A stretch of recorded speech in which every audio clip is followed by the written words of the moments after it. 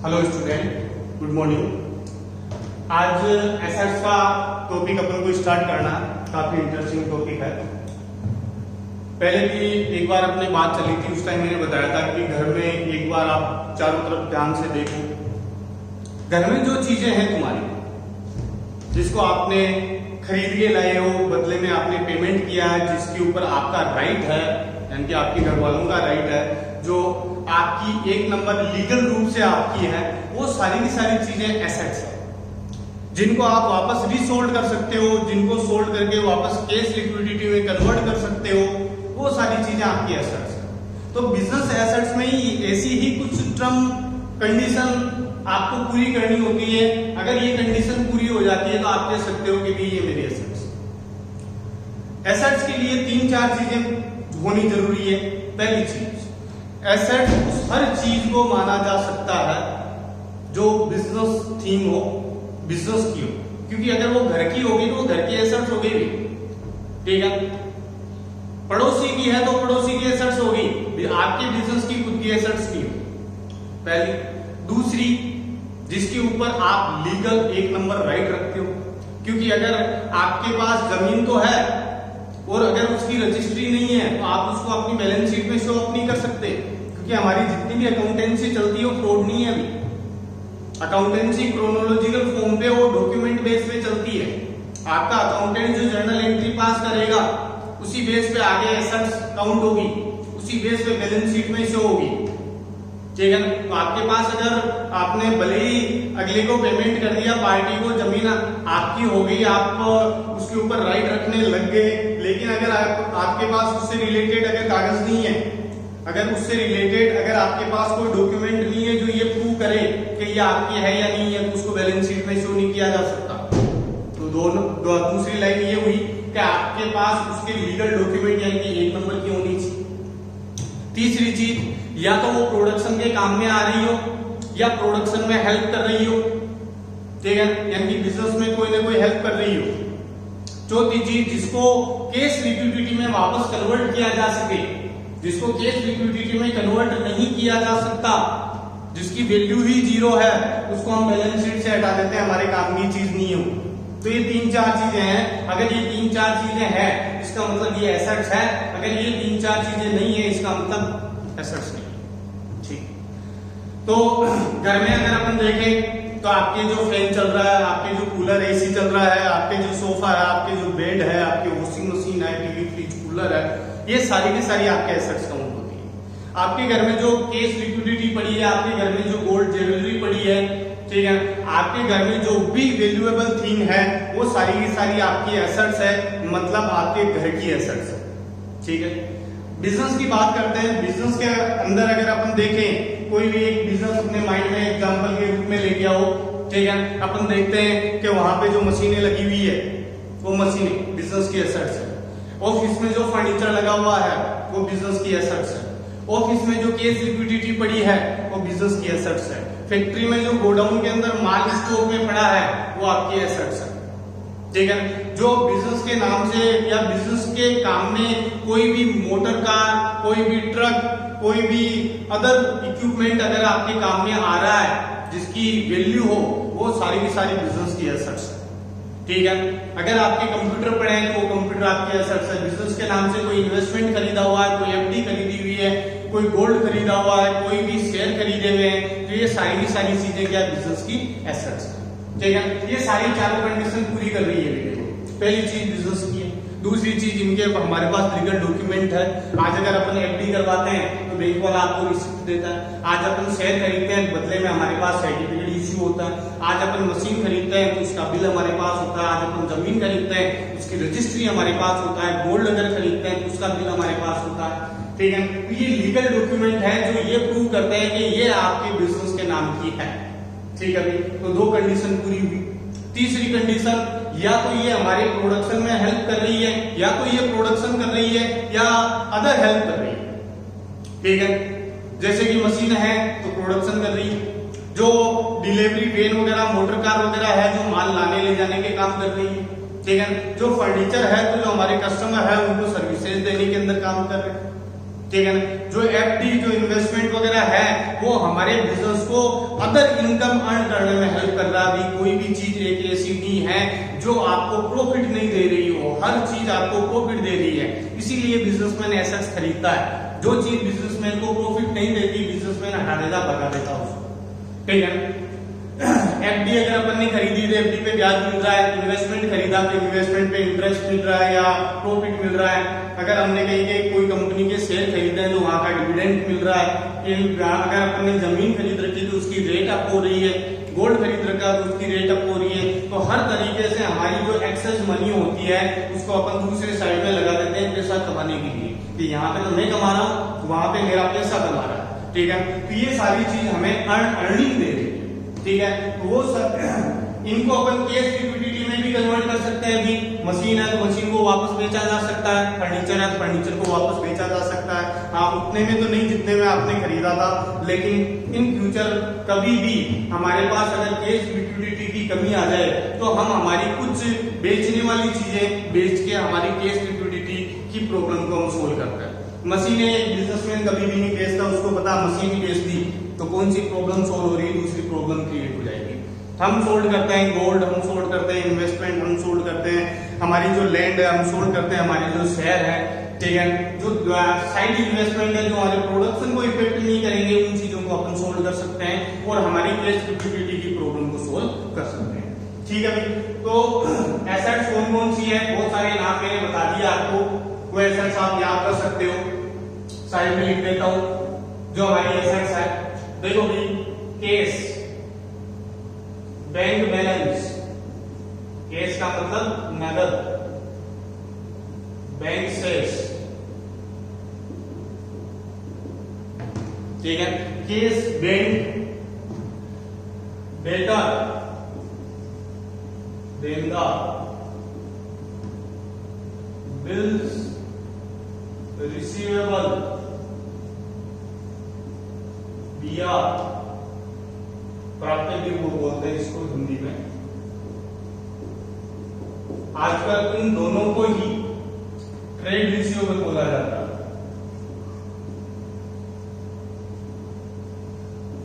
पहले ये नाम थे, अब अपन इनको क्या बोलेंगे, ट्रेड रिसीवेबल बोलेंगे। जो हमारा स्टॉक है, ठीक है, स्टॉक बचा हुआ माल है, ठीक है, हिंदी में इसको स्कंद बोल देते हैं या रहतियां बोलते हैं। स्टॉक को आजकल हम क्या बोलते हैं, इन्वेंट्री, क्या बोलते हैं, इन्वेंट्री। इसके अलावा जैसे कि मशीन है, मशीन को हिंदी में भी मशीन ही बोलेंगे भी, ठीक है, संयंत्र बोल सकते हो। प्लांट, हिंदी में भी इसको या तो प्लांट या संयंत्र, ठीक है। इसके अलावा फर्नीचर, मोटर कार, ठीक है। इसके अलावा लैंड, भूमि, बिल्डिंग,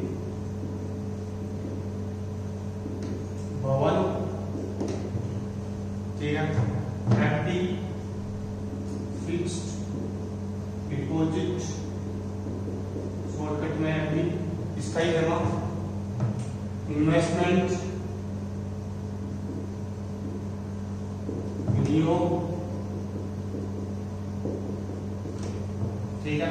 बहुत सारी चीजें हैं। तो ये सारी की सारी हमारी क्या अभी एसेट्स। अब बात आती है एसेट्स की जर्नल एंट्री।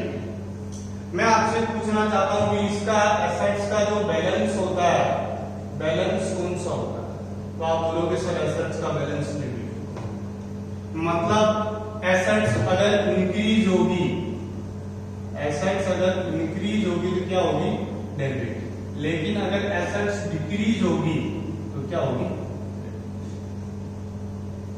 ठीक है।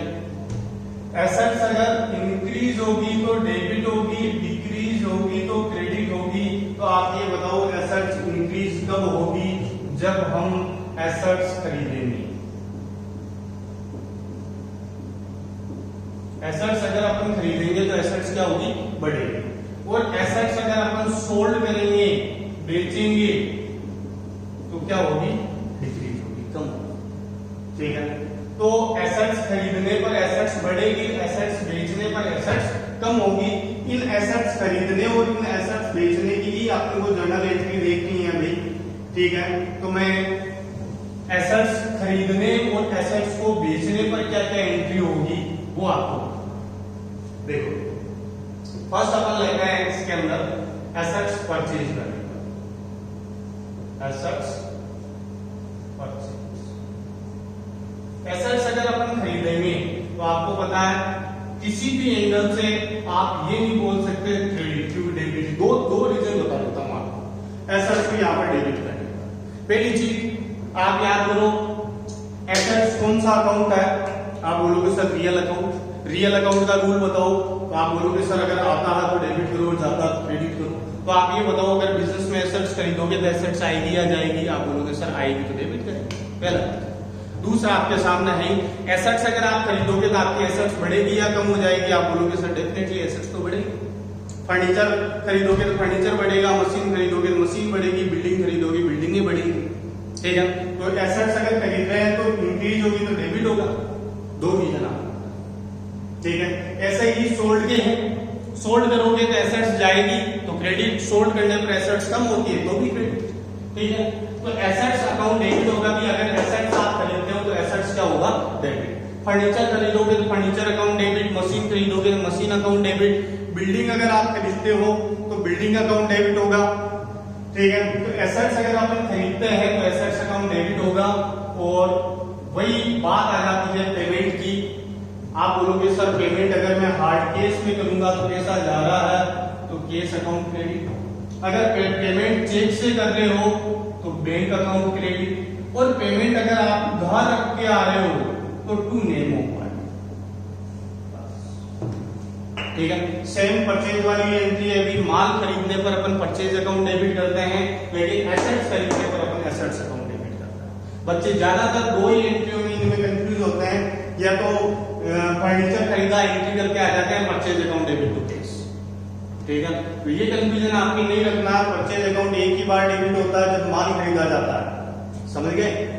एसेट्स खरीदेंगे तो एसेट्स अकाउंट ही डेबिट होगा, परचेज डेबिट मत कर देना अभी, इसीलिए मैंने यहाँ पे वर्ड लिखा एसेट्स परचेज, ताकि आपकी कंफ्यूजन क्लियर हो जाए। ठीक है, तो एसेट्स अगर आप खरीदते हो तो एसेट्स अकाउंट डेबिट, पेमेंट अगर कैश में करते हो तो कैश पैसा जा रहा है, पेमेंट चेक से करते हो तो बैंक बैलेंस जा रहा है, और पेमेंट अगर आप नहीं करते उधार करके आ जाते हो तो देने वाले को क्रेडिट, जो गिवर है उसके नाम को अपन क्या कर देंगे, क्रेडिट। ठीक है, ऐसे ही एसेट्स सोल्ड करते हो तो सोल्ड की एंट्री, एसेट्स अगर आप क्या करते हो सोल्ड करते हो तो सोल्ड की एंट्री कर देंगे। एसेट्स अगर खरीदते हैं तो डेबिट होती है, तो बेचोगे तो क्या होगी, आप बोलोगे सर क्रेडिट, एसेट्स जा रही है तो एसेट्स को क्या करोगे, क्रेडिट करोगे टू एसेट्स। अगर केस में सोल्ड की है, पैसा आ रहा है, केस अकाउंट डेबिट। अगर बैंक बैलेंस इंक्रीज हो रहा है तो बैंक अकाउंट डेबिट। ठीक है, और अगर उधार में बेची है तो name of party to. Assets की आपकी दो एंट्रियां अभी, एसेट्स खरीदने पर क्या होगा और एसेट्स बेचने पर क्या होगा। एसेट्स खरीदते हैं तो एसेट्स खरीदने पर एसेट्स क्या होती है, इंक्रीज होती है। एसेट्स बेचते हैं तो एसेट्स बेचने पर क्या होती है, डिक्रीज होती है। एसेट्स इंक्रीज होगी तो डेबिट होगा, एसेट्स डिक्रीज होगी तो क्रेडिट होगा। ठीक है, अभी इतने अच्छे से आपको कोई नहीं बताएगा, बहुत ध्यान से पढ़ा करोगे। एक बार देख लो ये सारी चीजें, इसके बाद में अपन इससे रिलेटेड कुछ एक एग्जाम्पल और क्वेश्चन लेंगे। कुछ एक एग्जाम्पल ले लेता हूं मैं इस साइड में।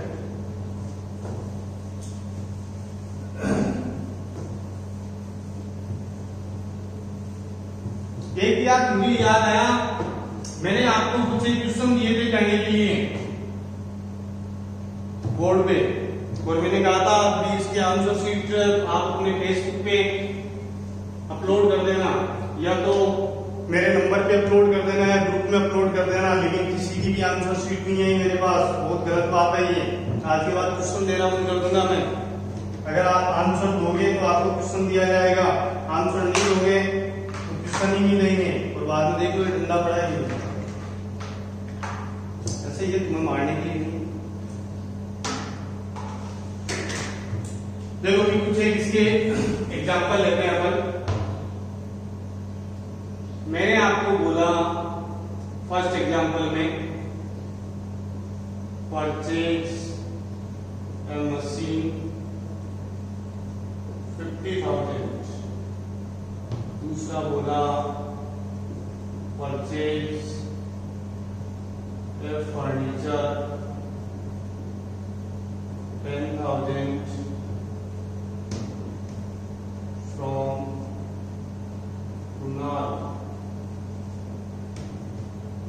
तीसरा मैंने बोला sold machine 30,000 in cash।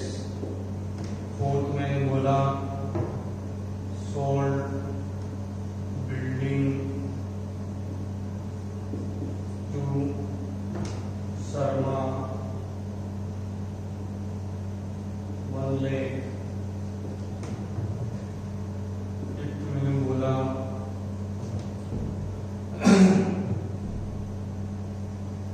sold investment 30,000। आपको इनकी एंट्रियां करनी है अभी। परचेज मशीन, मशीन खरीदी, मशीन आ गई बिजनेस में, तो आप एंट्री क्या करोगे? मशीन अकाउंट डेबिट, पैसा जा रहा है तो आप क्या करोगे? To cash account. Machine account debit to cash account कितने रुपए रखोगे भी आप? 50,000। ठीक है। ऐसे ही purchase furniture 10,000 from Kunal. Kunal का नाम आ गया, याद आ जाएगा कि कुछ मैंने बोला था कोई ट्रांजैक्शन के अंदर कुणाल का नाम आ जाए। खरीदने बेचने के ट्रांजैक्शन की बात कर रहा हूँ मैं, ठीक है। बाकी ट्रांजैक्शन में नहीं होता। जब उधार क्रेडिट कब होता है? जब या तो खरीदते हैं या बेचते हैं तभी क्रेडिट होता है ना, ठीक है ना। एक्सपेंसेस इनकम के अंदर ये वाले रूल फॉलो मत करने लग जाना।